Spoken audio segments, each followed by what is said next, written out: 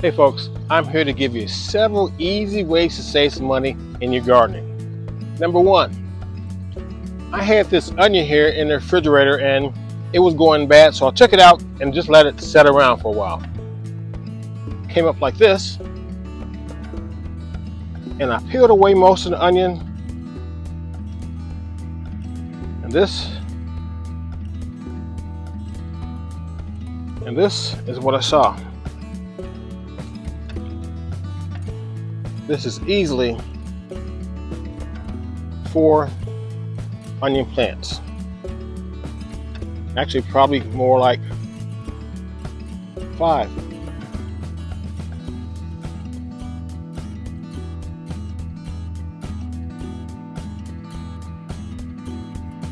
Oh, there you go. And these will grow.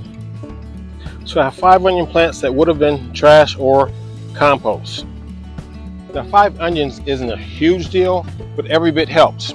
So I've got 5 onions here, and I'm going to plant them right next to my tomato plants. Now I'm going to take those onions and plant them right between my tomato plants, because the smell helps to deter certain bugs. So I'm going to save money on pesticides, and since my vegetables aren't going to be getting attacked by all these bugs, I'm going to get bigger and better plants. Another great way to save some money is by propagating some of the plants you already have. Now this tomato plant has this piece right here growing off the side of the main stem. It's pretty good size. I can cut that off. That's about a 12-inch plant. Now I can take this stem, put in some water, let the roots grow, and then I'll have a completely new plant. Now just by doing that, I've saved myself probably about $5, because I know the big box stores have tomato plants about this tall and they're running about $5. I could also take off other stems from that plant and create more. I have several different varieties of tomato plants. And if you take a look at this one right here, you see this stem right here? That's not the main stem. It's an offshoot from the main stem, which is here. So I can cut that piece off and grow a completely new tomato plant that's mature. Because look at this, it already has leaves on it. Here's some more old food that's going to good use. I have red potatoes and I have some white potatoes. This here was a red potato, and so is this. And here's a potato I just stuck in the ground. Look at that, roots on it already. These little red buds, once those buds grow up like this plant here, I'm going to separate it, and I'm going to have at least 2 potato plants just from that one potato. Basil, a great plant to take cuttings from. Not only is it a great herb, but it's very easy to propagate. I'm going to cut it right here. Pretty good sized stem. Matter of fact, I'm going to get a few of these because I want to spread these around my garden, because the smell of basil is another good bug deterrent. So now I've taken that one plant and created 1, 2, 3 more plants from it.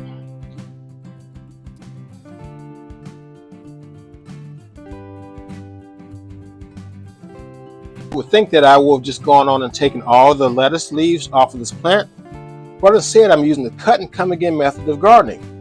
With certain items like lettuce, collard greens, mustard greens, you can actually take most of the outer bigger leaves off, use them, leave the plant, and just let it continue to grow.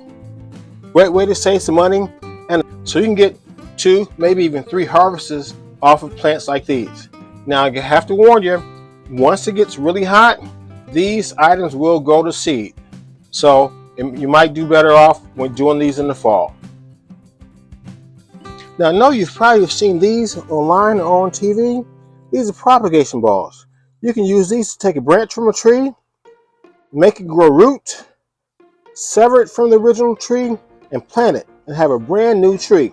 In fact, you can create several new trees. I have a video on that online, so check it out. Great way to save money on trees because trees are not cheap.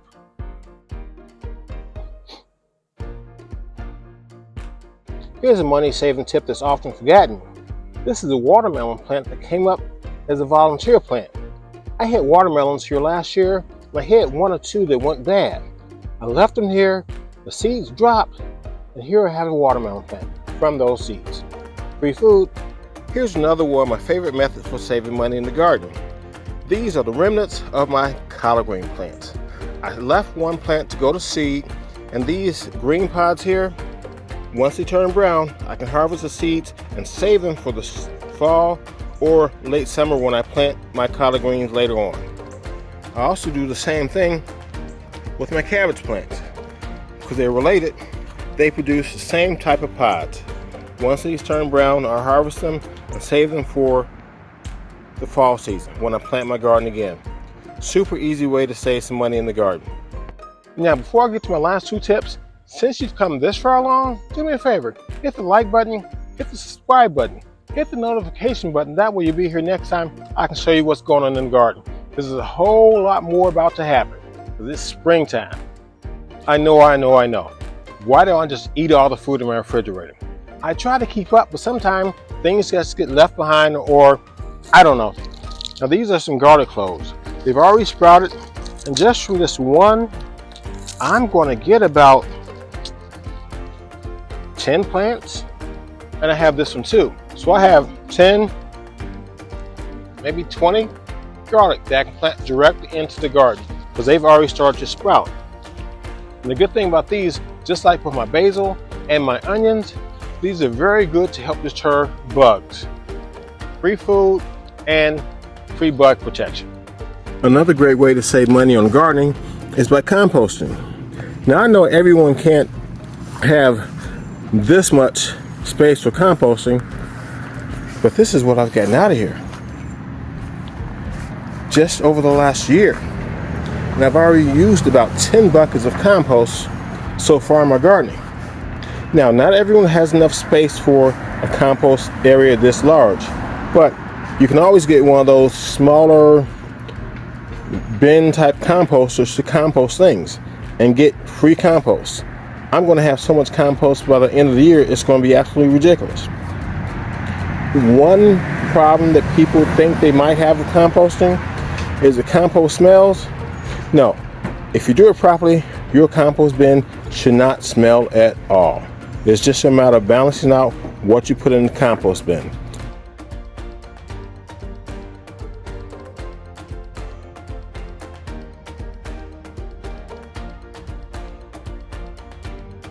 Now look at that. Compost. Perfect for your garden, perfect for your fruit trees. You can even put it around your flower beds. Feed them naturally, and they'll feed you. Now whether you use one of my tips or use them all, let's get out there and get a little dirty.